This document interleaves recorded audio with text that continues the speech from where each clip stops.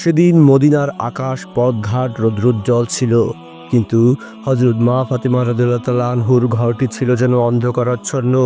অভাব এবং ক্ষুধার যন্ত্রণায় নবী করিম সাল্লাল্লাহু আলাইহি সাল্লামের কন্যা জান্নাতের সর্দারানী মা ফাতেমার মন ছিল খারাপ। সংসারে ছিল অভাব, কোনোই খাবার ছিল না, হাতে ছিল না কোনোই দিনার। ওদিকে মাসুম বাচ্চা হাসান এবং হোসেন ক্ষুধার যন্ত্রণায় ছটফট করছিল। কিন্তু নামাজ শেষে হযরত মা ফাতেমা রাদিয়াল্লাহু তাআলা আনহুর মনে যেন কোনোই বিদ্রোহ নেই, শুধুই ছিল মহান রব্বুল আলামিনের কাছে সাহায্য প্রার্থনা। নামাজ শেষে মা ফাতেমা রাদিয়াল্লাহু তাআলা আনহু মহান রব্বুল আলামিনের কাছে অশ্রুসিক্ত নয়নে বলেন, হে আল্লাহ, হে রব্বুল আলামিন, আজ আমার ঘরে কতদিন হলো কোনোই খাবার নেই। মাসুম বাচ্চা দুটো না খেয়ে দিন পার করছে। আপনি আমাকে সাহায্য করুন। এই পৃথিবীতে আমি আপনার কাছে কিছুই চাইনি, আজ আমি আমার বাচ্চার জন্য আপনার কাছে সাহায্য করছি। হযরত মা ফাতেমা রাদিয়াল্লাহু তাআলা আনহু সংসারের অভাব এবং বাচ্চাদের কষ্টের কথা মহান রব্বুল আলামিনের কাছে বলে একটু পরে সামনের দিকে বেরিয়ে গেলেন। সেখানে গিয়ে হযরত আলীকে তিনি বললেন, হে আমার প্রিয় স্বামী, আজ 3 দিন হলো ঘরে কোনোই খাবার নেই। ওদিকে সন্তান দুটো অনেক কষ্ট করছে, আপনি কিছু একটি করুন। হযরত আলী রাদিয়াল্লাহু তাআলা আনহু শুধু চুপ করে দাঁড়িয়ে রইলেন, কারণ তার জন্য কিছুই করার ছিল না, কারণ তার হাতে কোনো দিনার ছিল না। তাই তিনি নিরুপায়ের মতো দাঁড়িয়ে থেকে অবশেষে খাবারের উদ্দেশ্যে বের হয়ে গেলেন। এদিকে মা ফাতেমা রাদিয়াল্লাহু তাআলা আনহু ঘরে এসে দেখলেন তার আদরের সন্তান হাসান এবং হোসেন ঘরের ভিতরে দাঁড়িয়ে আছে। ঘরে বসে বলছে, মা আমার, আমাদের খুবই ক্ষুধা লেগেছে, আমরা আর পারছি না, আপনি আমাদের খাবারের ব্যবস্থা করুন। মা ফাতেমা অশ্রুসিক্ত নয়নে কিছুই বলতে পারলেন না তার সন্তানদের। হাসান এবং হোসেনকে বললেন, হে আমার প্রিয় সন্তানদ্বয়, তোমার পিতা বাইরে বেরিয়েছে তোমাদের খাবারের উদ্দেশ্যে। নিশ্চয়ই মহান রব্বুল আলামিন তার আয় রোজগারের ব্যবস্থা করবেন এবং তোমাদের জন্য খাবারের ব্যবস্থা করবেন। তারপর মা ফাতেমা রাদিয়াল্লাহু তাআলা আনহু সেখান থেকে চলে গেলেন। এদিকে মদিনার উত্তপ্ত মরুর বুকে খাবারের সন্ধানে হাঁটতে লাগলেন হযরত আলী রাদিয়াল্লাহু তাআলা আনহু। কিন্তু তার হাতে কোনোই দিনার ছিল না, কি দিয়ে তিনি খাবার ক্রয় করবেন।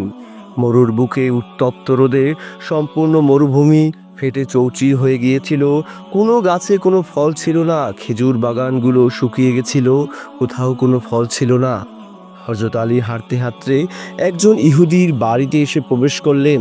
সেই ইহুদিকে তিনি অত্যন্ত বিনয়ী কণ্ঠে বললেন, হে ভাই আমার, তুমি কি আমাকে কিছু টাকা ধার দিতে পারো? আমার পরিবারের লোকজন অনেক ক্ষুধার্ত, আমি আয় রোজগার করে পরবর্তীতে তোমাকে সেগুলো পরিশোধ করে দিতাম। ইহুদি তখন বলল, হে আলী, আমি তোমাকে ধার দিতে পারবো না, আমার কাছে ধার দেওয়ার মতো কোনোই টাকা নেই। তারপর হযরত আলী সেখান থেকে সাহায্য না পেয়ে চলে গেল। হাঁটতে হাঁটতে হযরত আলী মহান রব্বুল আলামিনের কাছে দোয়া প্রার্থনা করলো। সে এক জায়গায় ক্লান্ত হয়ে বসে পড়ল। বসে বসে ভাবতে লাগলো, হায় খোদা, আজকে আমি আয় উপার্জন করতে পারছি না, আমার ঘরে বিবি এবং সন্তানেরা ক্ষুধার যন্ত্রণায় কষ্ট করছে, আমি এখন কি করব, কোথায় যাব? এদিকে মা ফাতেমা রাদিয়াল্লাহু তাআলা আনহু অপেক্ষা করে রইলেন, কিন্তু হযরত আলী খাবার নিয়ে আসছে না। সন্তানরাও ক্ষুধার যন্ত্রণায় ছটফট করছে। মা ফাতেমার অশ্রুসিক্ত নয়ন এবং কান্নায় আসমান জমিনও যেন থরথর করে কেঁপে উঠল।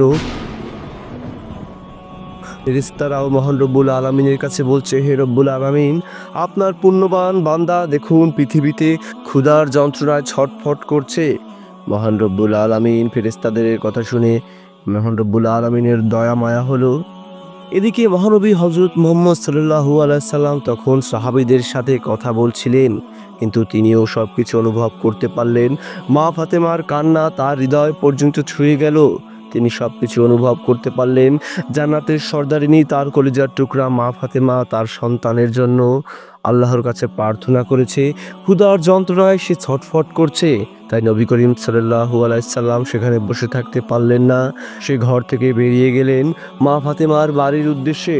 পথে যেতে যেতে তিনি দেখলেন হযরত আলী ক্লান্ত শরীর এবং ক্ষুধার্ত মন এবং অসহায়ের মতো রাস্তা থেকে হেঁটে যাচ্ছে। তখন তিনি হযরত আলীর সামনে এসে দাঁড়ালেন। হযরত আলী নবী করিম সাল্লাল্লাহু আলাইহি সাল্লামকে দেখে সালাম দিলেন। তারপর মহানবী হযরত মুহাম্মদ সাল্লাল্লাহু আলাইহি সাল্লাম হযরত আলীকে বললেন, হে আলী, তুমি কোথায় যাচ্ছ? হযরত আলী চুপ হয়ে দাঁড়িয়ে রইলেন, কিছুই বললেন না। তার ভিতরে ছিল লজ্জা, কারণ তিনি অর্থের অভাবে তার স্ত্রী সন্তানদের মুখে খাবার তুলে দিতে পারছিলেন না। কিন্তু দোজাহানের নবী, নবী করিম সাল্লাল্লাহু আলাইহি সাল্লাম সবই বুঝতে পারলেন। তিনি হযরত আলীকে বললেন, হে হযরত আলী, তুমি যাও ওই দূর বাগানে গিয়ে দেখো, ওখানে তুমি কিছু খেজুর পাবে। তারপর হযরত আলী মহানবী সাল্লাল্লাহু আলাইহি সাল্লামকে ধন্যবাদ জানিয়ে বললেন, হে আল্লাহর নবী, আমি কোথায় গিয়ে খেজুর পাবো? হযরত আলীকে মহানবী সাল্লাল্লাহু আলাইহি সাল্লাম বললেন, সামনে হেঁটে গিয়ে দেখো, কিছু দূর যাওয়ার পরে রাস্তার পাশে হাতের বাঁয়ে তুমি একটি খেজুর গাছ দেখতে পাবে, ওখানে একটি খেজুর গাছে তুমি খেজুর পাবে। তারপর হযরত আলী সেখানে চলে গেল। সেখানে গিয়ে হযরত আলী দাঁড়িয়ে দেখলো একটি মরা গাছ, কিন্তু সেই গাছটি তো মৃত, কি করে সে তাকে খেজুর দিবে? সে দাঁড়িয়ে ভাবতে লাগলো, নবী করিম সাল্লাল্লাহু আলাইহি সাল্লাম তাকে কি বলল? এই গাছটিতে তো কোনো সবুজ পাতাই নেই। তারপর সে আবার ফিরে এলো নবী করিম সাল্লাল্লাহু আলাইহি সাল্লামের কাছে। এসে বলল, হে আল্লাহর নবী, আমি যে গাছটির কাছে গিয়েছিলাম ক্ষুধা নিবারণের জন্য, যে বলেছিলেন সেই গাছটি আমাকে খেজুর দিবে, সেই গাছটি তো মৃত, কি করে সেই গাছ খেজুর দিবে? তখন হযরত আলীকে নবী করিম সাল্লাল্লাহু আলাইহি সাল্লাম বললেন, এ হযরত আলী, তুমি আবারও সেখানে যাও, গিয়ে বলো আখেরি নবী তোমাকে পাঠিয়েছে। তারপর হযরত আলী সেখানে চলে গেল। সেখানে চলে গিয়ে বলল, হে মরা গাছ, আমাকে দোজাহানের নবী, আখেরি নবী, প্রিয় নবী হযরত মুহাম্মদ সাল্লাল্লাহু আলাইহি সাল্লাম তোমার কাছে পাঠিয়েছে ক্ষুধা নিবারণের জন্য, তুমি আমাকে সাহায্য করো। তারপর আল্লাহর হুকুমে মহান রব্বুল আলামিনের রহমত স্বরূপ সেই মরা গাছ থেকে সুস্বাদু সুঘ্রাণযুক্ত নরম খেজুর একের পর এক প্রবাহিত হতে লাগলো। হযরত আলী এই ঘটনা দেখে অবাক হলেন, অবাক হয়ে তাকিয়ে রইলেন। সে একে একে অনেকগুলো খেজুর সংগ্রহ করলেন, মহান রব্বুল আলামিনের কাছে ধন্যবাদ জানিয়ে সেখান থেকে চলে এলেন। তারপর নবী করিম সাল্লাল্লাহু আলাইহি সাল্লামের কাছে সে সব ঘটনা খুলে বললেন। নবী করিম সাল্লাল্লাহু আলাইহি সাল্লাম বলেন, হে হযরত আলী, তুমি কেন ওই সামান্য খেজুর নিয়ে চলে এসেছো? তুমি যদি ওখান থেকে কিয়ামত পর্যন্ত খেজুর সংগ্রহ করতে, কিয়ামত পর্যন্ত আল্লাহর হুকুমে এই মরা গাছ খেজুর দিত। হযরত আলী বলল, হে আল্লাহর নবী, মহান রব্বুল আলামিনের কাছে আমি শুকরিয়া জানাচ্ছি, আপনার কাছে শুকরিয়া জানাচ্ছি। আমার ক্ষুধা নিবারণের জন্য মহান রব্বুল আলামিন যে খেজুর দিয়েছে তাই যথেষ্ট। এগুলো নিয়েই আমি আমার বাড়িতে যেতে চাই, আমার বিবি এবং সন্তানদের ক্ষুধা নিবারণ করতে চাই। তারপর প্রিয় নবী হযরত মুহাম্মদ সাল্লাল্লাহু আলাইহি সাল্লাম হযরত আলীকে বললেন, ঠিক আছে, তুমি যাও, এখনই আমার কলিজার টুকরা নাতি হাসান এবং হোসেনের ক্ষুধা নিবারণ করো, মা ফাতেমার ক্ষুধা নিবারণ করো। তারপর হযরত আলী হাঁটতে হাঁটতে রাস্তা ধরে যাচ্ছিলেন।